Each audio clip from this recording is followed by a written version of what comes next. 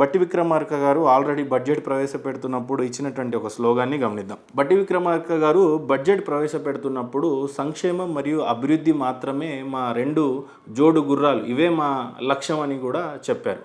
అంటే వాళ్ళు ఇచ్చినటువంటి హామీలు ఒకవైపు, ఒక పక్క తెలంగాణ యొక్క అభివృద్ధి, ఇవి రెండు మాత్రమే మా లక్ష్యాలని చెప్పేసినటువంటి ఉప ముఖ్యమంత్రి గారు ఈసారి బడ్జెట్ ఆయనే ప్రవేశపెట్టారు. సో ఆయన స్లోగన్ ఏంటి? అభివృద్ధి అండ్ సంక్షేమాలు మాత్రమే ఆయన యొక్క ప్రధాన టార్గెట్. ఈ రేవంత్ రెడ్డి గారి లక్ష్యం కూడా కనిపిస్తూ ఉంది. అయితే బడ్జెట్ విషయానికి వస్తే 3,04,000 కోట్లు అయితే ఇందులో ప్రధానంగా సంక్షేమానికి మరియు వాళ్ళు 6 గ్యారెంటీలు ఇవ్వడం జరిగింది. ఎందుకంటే రేవంత్ రెడ్డి గారి ప్రభుత్వం 6 గ్యారెంటీలు ఇచ్చిన తర్వాతనే ప్రభుత్వంలోకి వచ్చింది.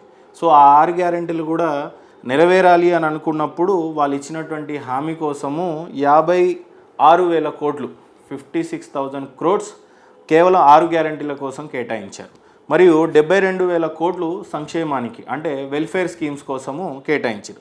కేవలం 3 లక్షల కోట్ల బడ్జెట్లో అత్యధికంగా 1,28,000 కోట్లు వెల్ఫేర్ అండ్ గ్యారెంటీలకు మాత్రమే వాళ్ళు ఇచ్చినటువంటి హామీలు, అలాగే వెల్ఫేర్ స్కీమ్స్ కోసము 1,28,000 కోట్ల బడ్జెట్ కేటాయించడం జరిగింది. అంటే అత్యధికంగా వాళ్ళు ఇచ్చినటువంటి హామీలు, అలాగే వెల్ఫేర్ స్కీమ్స్ కోసము అత్యధిక బడ్జెట్ని కేటాయించడం అనేది చూశారు.